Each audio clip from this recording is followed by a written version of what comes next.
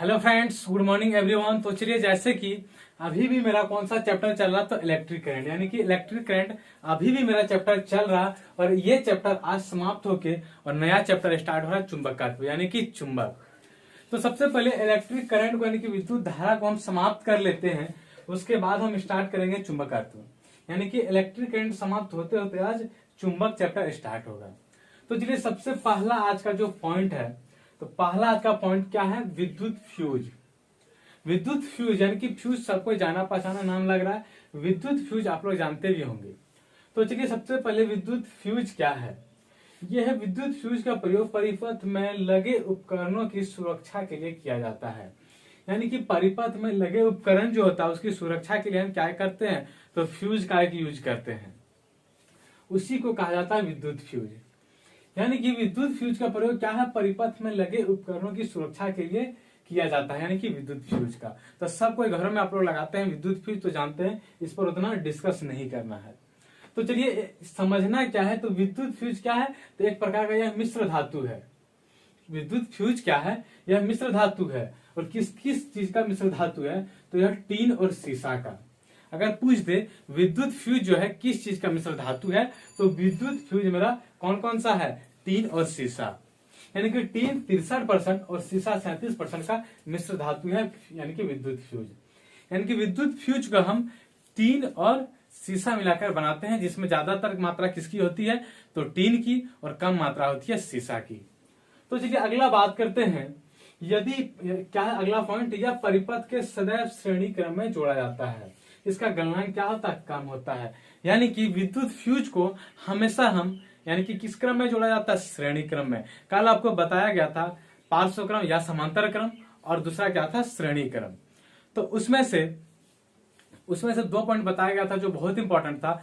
Ammeter को जोड़ा जाता है श्रेणी क्रम में, और वोल्ट मीटर को जोड़ा जाता था समांतर क्रम या पार्श्व क्रम में। तो ध्यान दीजिएगा, यहाँ क्या है? विद्युत फ्यूज। तो विद्युत फ्यूज को किस में जोड़ते हैं? तो हमेशा हम श्रेणी क्रम में जोड़ा जाता है। और इसका यानी कि विद्युत फ्यूज का जो गलनांक क्या होता है? उच्च ना होकर कम होता है, यानी कि कम होता है। विद्युत फ्यूज का गलनांक क्या होता है? कम होता है। फिर चलते हैं गैल्वेनोमीटर। गैल्वेनोमीटर बहुत इंपॉर्टेंट है।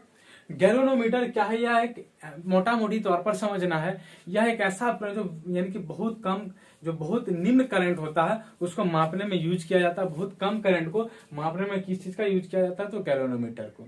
तो सबसे पहले उसको यानी कि डेफिनेशन के तौर पर देखा जाए तो गैल्वेनोमीटर क्या है? बात करते हैं। विद्युत परिपथ में विद्युत धारा की उपस्थिति बताने वाला यंत्र है। क्या है? विद्युत परिपथ में विद्युत धारा की उपस्थिति बताने वाला यंत्र है। इसकी सहायता से 10⁻⁻6 एम्पियर तक की विद्युत धारा को मापा जा सकता है। यानी कि आप समझ सकते हैं 10⁻⁻6 एक बहुत ही छोटी संख्या है, यानी कि बहुत छोटा, एकदम बहुत अल्प है, बहुत कम होता है। वही कह रहा है कि 10⁻⁻6 तक एम्पियर तक की विद्युत धारा को मापा जा सकता है। यानी कि हम पहले क्या बताएं? गैल्वेनोमीटर को समझना है कि बहुत न्यूनतम करंट को मापने के लिए गैल्वेनोमीटर का उपयोग किया जाता है। यानी कि कहां तक? 10⁻�6 एम्पियर तक की विद्युत धारा को ये माप सकता है। फिर बात करते हैं ट्रांसफार्मर। ट्रांसफार्मर बहुत ही इंपॉर्टेंट है, तो ध्यान दीजिए। गैल्वेनोमीटर 12 का भी ये चीज है, ये भी ट्रांसफार्मर 12 का चीज है। तो ध्यान दीजिएगा, ट्रांसफार्मर ध्यान दीजिएगा। ट्रांसफार्मर सिर्फ हम यूज करते हैं एसी करंट में। करंट 2 प्रकार का होता है, कौन कौन सा? तो होता है डीसी और एसी। एसी क्या हो गया? एसी आपका हो गया अल्टरनेटिंग करंट, और डीसी हो गया डायरेक्ट करंट। यानी कि जो बैटरी वगैरह से जो करंट हमें मिलती है वो है डीसी करंट, यानी कि डायरेक्ट मिलता है। और जो यानी कि जो घरों में कनेक्शन यानी कि जो लाइन आती है वो है अल्टरनेटिंग करंट। यानी कि ये घरों का जो लाइन होता है ये ऐसे, यानी कि ग्राफ के तौर पर देखा जाए तो ये ऐसे होता है, पहले उच्चतम, फिर न्यूनतम, फिर शून्य, फिर उच्चतम, ऐसे ऐसे चलता है। यानी कि ये करंट जो होता है घरों का ग्राफ ऐसे बनता है। और जो बैटरी वगैरह का ग्राफ जो होता है वो डायरेक्ट ऐसे, यानी कि लगातार करंट मिलता है। और जो घरों की लाइन आती है कभी शून्य हो जाता है, कभी नेगेटिव हो जाता है, कभी उच्चतम हो जाता है। यानी कि घरों का जो करंट है उसको हम कहते हैं अल्टरनेटिंग करंट। सुनने से भी लग रहा है अल्टरनेटिंग, यानी कि अल्टर यानी कि आगे पीछे। तो चलिए, ट्रांसफार्मर को मोटा मोटी क्या समझना है? सिर्फ अल्टरनेटिंग यानी कि एसी करंट में यूज करते हैं। तो ध्यान दीजिए, ट्रांसफार्मर क्या है? विद्युत चुंबकीय प्रेरण के सिद्धांत पर कार्य करने वाला यह एक ऐसी यंत्र है जो उच्च एसी वोल्टेज को निम्न एसी वोल्टेज में एवं निम्न एसी वोल्टेज को उच्च एसी वोल्टेज में बदल देता है। यानी कि ट्रांसफार्मर एक ऐसा उपकरण है, क्या है, यह एक ऐसा उपकरण है जो क्या है, विद्युत चुंबकीय प्रेरण के सिद्धांत पर कार्य करता है। ये भी ध्यान दीजिएगा, ट्रांसफार्मर जो है किस सिद्धांत पर कार्य करता है, तो ट्रांसफार्मर विद्युत चुंबकीय प्रेरण के सिद्धांत पर कार्य करता है। इसका जो काम है क्या है, उच्च एसी वोल्टेज को यानी कि उच्च एसी वोल्टेज को क्या कर देता है, निम्न, और निम्न को क्या कर देता है, उच्च एसी वोल्टेज में बदल देता है। यानी कि ट्रांसफार्मर किस सिद्धांत पर कार्य करता है, ध्यान दीजिएगा, यह है विद्युत चुंबकीय प्रेरण के सिद्धांत पर। इसका जो काम है, उच्च एसी वोल्टेज को निम्न एसी वोल्टेज में और निम्न एसी वोल्टेज को उच्च एसी वोल्टेज में बदल देता है। फिर चलिए यह केवल प्रत्यावर्ती धारा एसी के लिए प्रयुक्त किया जाता है। अभी तुरंत हम बताएं कि यह सिर्फ एसी करंटों में यूज होता है, यानी कि अल्टरनेटिंग करंटों में सिर्फ यूज किया जाता है ट्रांसफार्मर को। तो वही कह रहा है कि यह केवल प्रत्यावर्ती धारा एसी के लिए प्रयुक्त किया जाता है, यानी कि प्रत्यावर्ती धारा को हम कहते हैं एसी करंट यानी अल्टरनेटिंग करंट। फिर चलता है ट्रांसफार्मर के क्रोड बनाने के नर्म लोहा का प्रयोग किया जाता है कि ट्रांसफार्मर का जो क्रोड बनाया जाता है वो किस लोहा का, तो नर्म लोहा का होता है। ध्यान दीजिएगा, लोहा जो है ऐसे तो लगता है बहुत ठोस है, लेकिन लोहा एक तरह से इतना नर्म चीज है कि आप आराम से नाखून से भी खोंट सकते हैं, यानी कि नाखून से आप निकाल सकते हैं। इतना नर्म होता है शुद्ध लोहा। उसको ठोस बनाने के लिए हम उसमें कार्बन की मात्रा मिलाते हैं। जैसे जितना उसको ठोस करना होता है उतना उसमें कार्बन की मात्रा मिलाया जाता है। कुछ कुछ लोहा आप लोग देखते हो कि भंगुर टाइप का रहता है, वो होता है कार्बन की ज्यादा मात्रा मिलाने के कारण वह लोहा क्या हो जाता है, भंगुर बन जाता है। यानी कि शुद्ध लोहा होता है बहुत नर्म होता है, आराम यानी कि बहुत नर्म होता है। ध्यान दीजिएगा, ट्रांसफार्मर के क्रोड बनाने के नर्म लोहा का प्रयोग किया जाता है, यानी कि इसमें कार्बन नहीं मिलाया जाता है। लोहा को यानी कि हार्ड बनाने के लिए उसमें कार्बन की हम लोग मात्रा मिलाते हैं। फिर चलिए एसी डायनेमो, चाहे एसी डायनेमो या जनरेटर, यानी कि जिसको हम जनरेटर कहते हैं। एसी डायनेमो क्या है या जनरेटर, तो यह है यांत्रिक ऊर्जा को विद्युत ऊर्जा में परिवर्तित करता है। ये चीज हम पहले भी बता चुके थे, फिर से बता दें, ये आपका पॉइंट बहुत इंपॉर्टेंट पॉइंट है। ये सब चीज ज्यादातर कंफ्यूजन होता है किस चीज में, विद्युत मोटर और विद्युत जनरेटर यानी कि या डायनेमो में। आपको पता चलता है, लेकिन ये दोनों में कंफ्यूजन रहता है, कौन यांत्रिक ऊर्जा को विद्युत ऊर्जा में रूपांतरित करता है, कौन विद्युत ऊर्जा को यांत्रिक ऊर्जा में।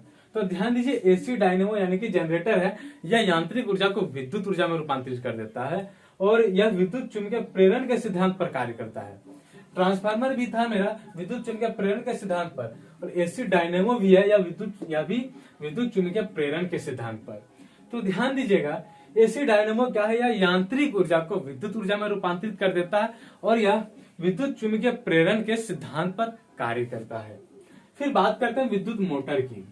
विद्युत मोटर क्या है, यह एक ऐसा यंत्र है जो क्या है, विद्युत ऊर्जा को यांत्रिक ऊर्जा में रूपांतरित कर देता है। क्या है, विद्युत ऊर्जा को, विद्युत मोटर का क्या काम है, विद्युत ऊर्जा को यांत्रिक ऊर्जा में रूपांतरित कर देता है और यह विद्युत चुंबकीय प्रेरण के सिद्धांत पर कार्य नहीं करता। ध्यान दीजिएगा, यह क्या है, विद्युत मोटर जो है विद्युत चुंबकीय प्रेरण के सिद्धांत पर कार्य नहीं करता है। ध्यान दीजिएगा, फिर से जनरेटर, जनरेटर क्या है, यांत्रिक ऊर्जा को विद्युत ऊर्जा में और विद्युत मोटर विद्युत ऊर्जा को यांत्रिक ऊर्जा में, जस्ट उल्टा दोनों का है। ध्यान दीजिएगा, डायनेमो क्या है, चुंबकीय प्रेरण के सिद्धांत पर कार्य करता है, विद्युत मोटर हमारा चुंबकीय प्रेरण के सिद्धांत पर कार्य नहीं करता है। फिर बात करते हैं विद्युत धारा। विद्युत धारा के चुंबकीय प्रभाव की खोज किसने की, तो डेनमार्क के वैज्ञानिक आस्टेड ने की।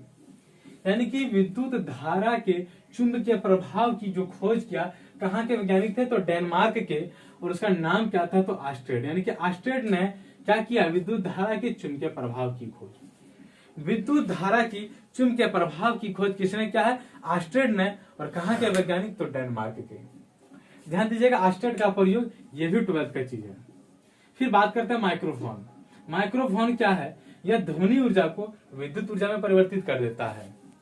यानी माइक्रोफोन क्या है, यह ध्वनि ऊर्जा को विद्युत ऊर्जा में रूपांतरित कर देता है। और वही यानी कि माइक्रोफोन क्या करेगा, जैसे आपका ध्वनि को लेता है और इसको यानी कि विद्युत ऊर्जा में रूपांतरित करके तार के द्वारा ये फिर चला जाता है। यानी कि ये क्या होता है, ध्वनि ऊर्जा को विद्युत ऊर्जा में रूपांतरित कर देता है।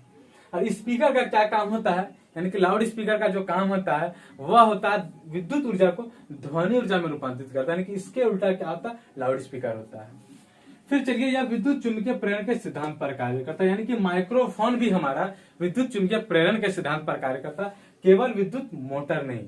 विद्युत मोटर आपका नहीं कार्य करता है। किस सिद्धांत पर? चुंबकीय प्रेरण के सिद्धांत पर। लेकिन माइक्रोफोन, एसी डायनेमो, ट्रांसफार्मर, ये सब सारी चीजें क्या है? यह विद्युत चुंबकीय प्रेरण के सिद्धांत पर कार्य करता है। और ये चैप्टर साथ ही साथ समाप्त होता है, यानी कि इलेक्ट्रिक करंट ये चैप्टर आज समाप्त हो गया और स्टार्ट कर रहे हैं चुंबकत्व, यानी कि चुंबक।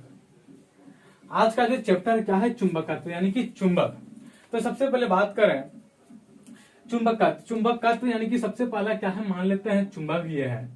क्या मान लेते हैं? ये चुंबक है। एक में रहता है साउथ पोल, एक में रहता है नॉर्थ पोल। यानी कि चुंबक में हमेशा सबसे पहले चार्ज क्या होता था? Plus minus. लेकिन चुंबक क्या होगा?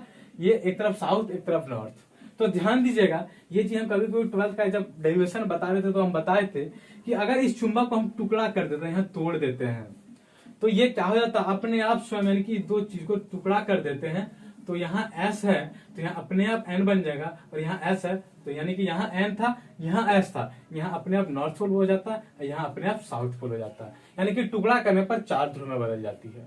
तो प्राकृतिक चुंबक लोहे के ऑक्साइड यानी कि Fe3O4 है। इसका आकार क्या होता है? फिक्स नहीं होता है।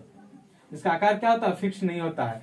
फिर समान ध्रुव में प्रतिकर्षण एवं असमान ध्रुव में आकर्षण होता है। यानी कि जैसे मान लेते हैं इस तरफ साउथ पोल है, उस तरफ भी साउथ पोल है, तो क्या हो जाएगा? प्रतिकर्षण होगा। इस तरफ साउथ पोल है, उस तरफ नॉर्थ पोल है, तो क्या होगा? आकर्षण होगा। तो इसी यानी कि आज का जो नया चुंबकत्व स्टार्ट किए हैं, तो इसको लेकर हम चलेंगे फिर नेक्स्ट क्लास में। तब तक के लिए थैंक यू।